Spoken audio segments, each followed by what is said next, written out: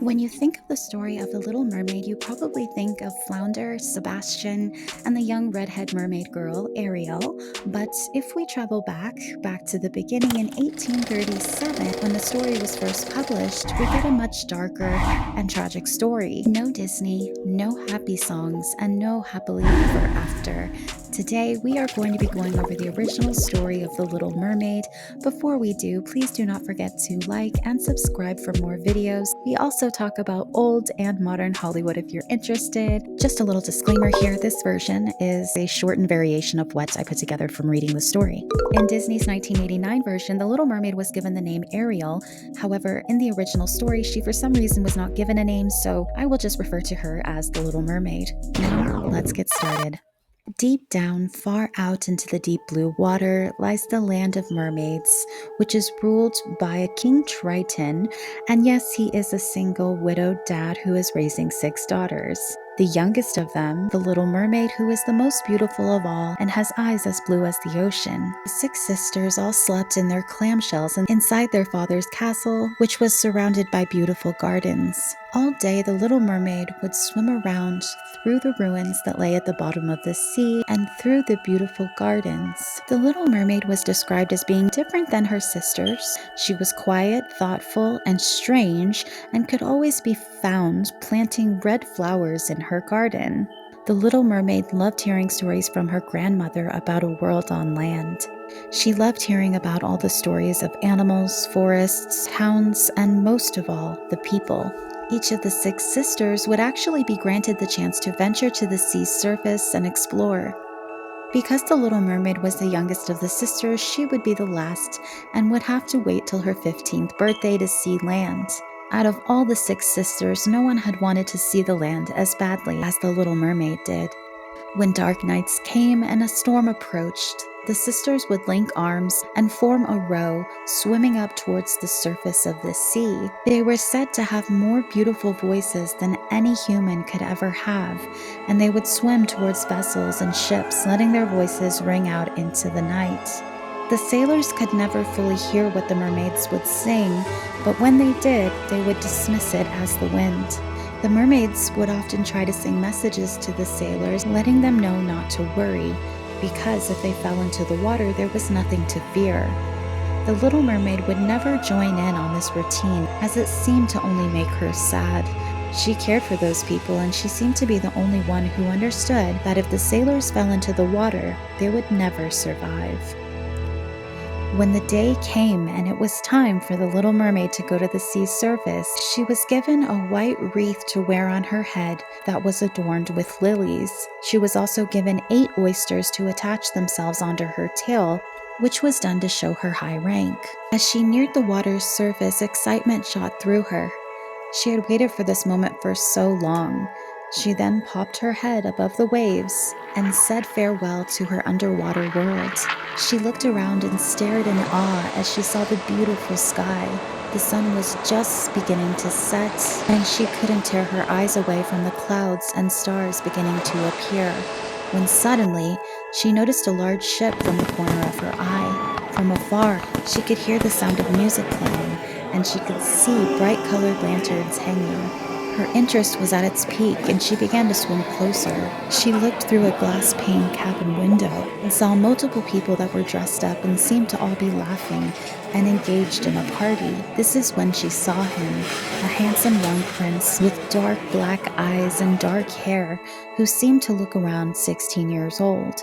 When she saw him, she could not take her eyes away from him. She continued on admiring the prince when suddenly the ocean began to grumble and moan. A storm was approaching. The gray clouds darkened the sky and the waves grew higher. The storm raged on and everything soon went pitch black.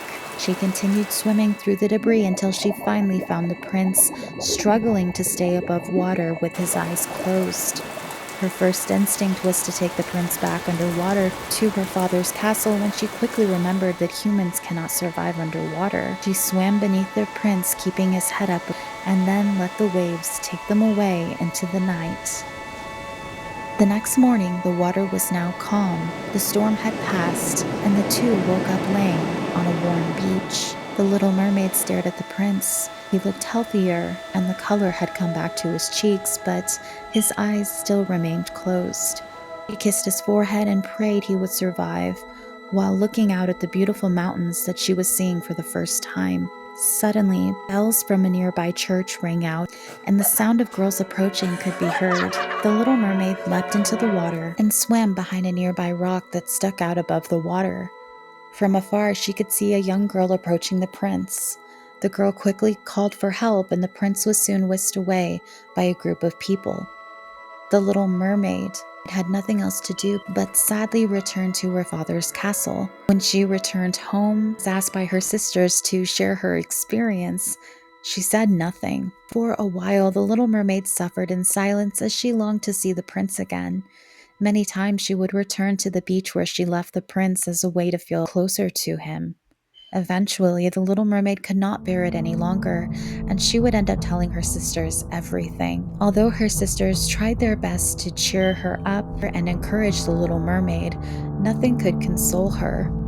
This is when she makes the dramatic decision to approach the sea witch. At the bottom of the sea lie the sea witch's home, surrounded by nothing but marsh and sand, along with sea creatures that stretched out from the ground. From the moment she arrived, the sea witch instantly said, "I know what you want. I know that you want that prince. You must swim to the land before sunrise. I have prepared a mixture for you which you must drink when you arrive to shore. Your tail will then disappear, and you will then grow legs. You will feel tremendous pain as if swords were passing through you. Every step you take will feel like knives. However, you will have the most beautiful elegance and grace, and you will be the most beautiful human. For once you become human, you will never be a mermaid again. And you must also win the love of the prince and marry him. For if you cannot, you will never earn a human soul. And the day the prince marries another, you will die of heartache, and your body will become foam on the crest of the waves." The sea witch smirked and then said, "I must be paid. I want your beautiful voice. You must give it to me." The little mermaid reluctantly said, "It shall be," and the witch began preparing her spell, then cut off the little mermaid's tongue. The little mermaid immediately sprung into action and swam right out of the witch's marsh. Once she arrived to the prince's castle, she drank the magic potion given to her by the sea witch. It felt as if a giant sword jolted through her body. She fell backwards and closed her eyes. Once she recovered from the pain, she slowly opened her eyes again and was met with the prince standing above her. Once again, she was met with his dark eyes. The little mermaid had no clothes, so she quickly scrambled and covered herself with her long hair. It wasn't until she looked down until she realized that her tail was now gone. She was now left with a pretty pair of legs and feet. The prince asked her who she was and where she came from, but she could only smile at him sorrowfully with her big blue eyes. As she could no longer speak, she slowly got up and rose to her feet to follow the prince. With every step she took, she felt a stabbing sensation, but somehow she still walked with grace. She was soon taken inside and dressed in the finest silk and fabrics. She was now expected to attend a ball at the prince's request. At the ball, many came before the prince to sing him beautiful songs and earn his praises. The little mermaid wished so badly that she could please him in this way, but since she could no longer sing or talk, she would have to use her new gift of grace and dance to impress him.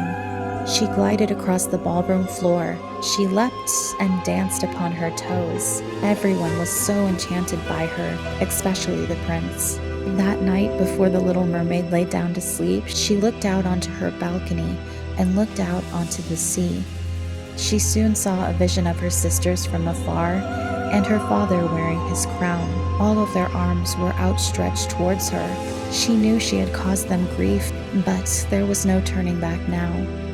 As the days and weeks passed, the little mermaid's love for the prince grew stronger. The prince seemed to love her as well, but he only looked at her as a little sister or like a little child. One night, the little mermaid looked deep into his eyes as if to say, "Do you love me?" The prince took her into his arms and kissed her forehead and said, "Yes, you are dear to me, or you have my heart and you are the most devoted to me, but I was in a shipwreck and the waves cast me ashore right beside a holy temple where a young lady found me, and I am now promised to her for saving me." A frustrated little mermaid knew it was her that saved the prince. She wanted to cry, but she knew she couldn't, as mermaids cannot shed tears. It was said that soon the prince would marry, and the girl from the temple would soon be his new wife. The days to come would be mournful for the little mermaid, as she knew her days would soon end. The day of the wedding came. The little mermaid was left with no other choice than to be supportive for the man who she loved. On the day of the ceremony, she held the veil of the bride and walked her down the aisle until the bride's hands were taken by the prince. The two were then married, and the little mermaid knew that this was the end for her. This would be her very last day in this world, and now her only option was to enjoy it. At the reception, the little mermaid prepared herself for her final dance and took to the floor. It was her finest dance yet. She spent the remainder of the evening dancing and laughing with the rest, but the thought of her death would not escape her. While looking out into the ocean, she suddenly saw the image of her sisters. As she got closer, she realized that all of her sisters' hair had now been cut off, and her sisters began telling her that they met with the sea witch. The little mermaid would now have a second chance. The sisters told the little mermaid that they had given their hair to the witch to help her. "She has given us a knife, and it is very sharp.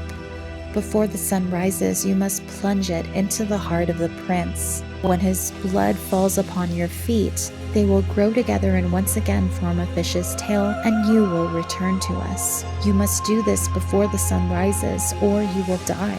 Little Mermaid returned to the party and carefully pulled back the curtain where the prince lay with his new bride. Her head rested on his chest while they sleep. The Little Mermaid looked at the prince and then looked back at the knife, her hand trembling. Suddenly, she took the knife and threw it into the waves. She took one more glance at the prince and then threw herself into the deep blue sea. She instantly felt like she was turning into sea foam, but she didn't feel as though she were going to die. Suddenly, she saw the bright yellow sun in the sky along with hundreds of transparent, beautiful beings. She asked them, "Where am I?" They responded, "Among the daughters of the air. You will now be with us, you poor little mermaid. You have suffered and raised yourself to the spirit world by your good deeds, and now you may obtain an immortal soul." The little mermaid lifted her eyes towards the sun as they filled with tears for the very first time. On the ship, she could see the prince and his wife searching for her.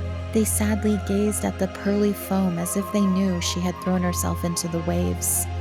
Unseen, the little mermaid kissed the forehead of the bride and fanned the prince before floating up with the others into the air. The little mermaid was now a guardian of the air with an immortal soul.